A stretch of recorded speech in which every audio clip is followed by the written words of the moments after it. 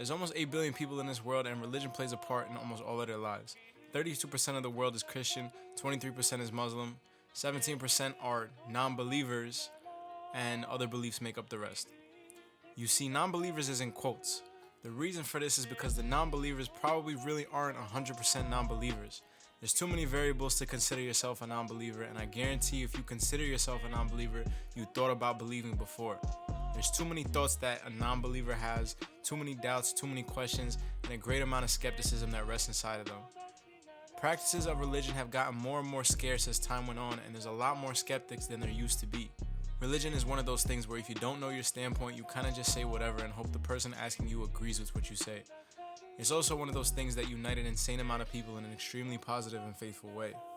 Personally, I don't know what I believe in. This is something I've been confused with since I knew what God was supposed to represent. I just can't see the evidence, and I never had a life-changing miracle happen to me where I think there's no doubt in my mind that God is real. What most of us can probably agree on though is karma. Almost all of the people I've ever met believe that what you do will always catch back up to you.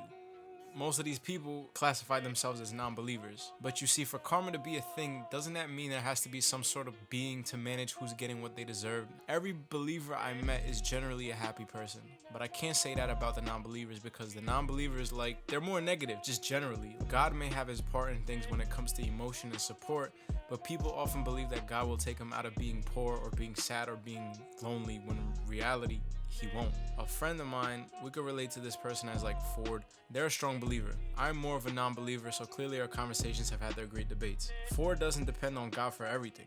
Ford builds their relationship with God, pushing themselves as the connection gets stronger. That's how I observe it, at least. You could talk about this topic for hours, and there will be sides and views, and there's a lot. It's just too much. Whether I believed in God or not, I had something pushing me and holding me accountable for all my actions, and that was me.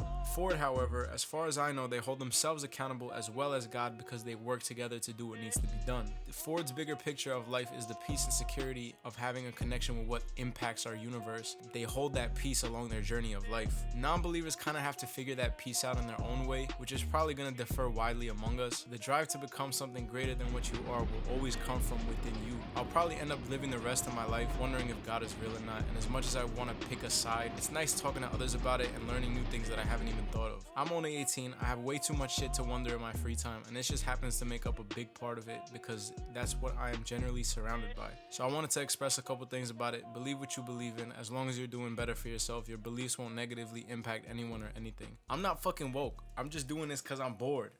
Take care, brush your hair.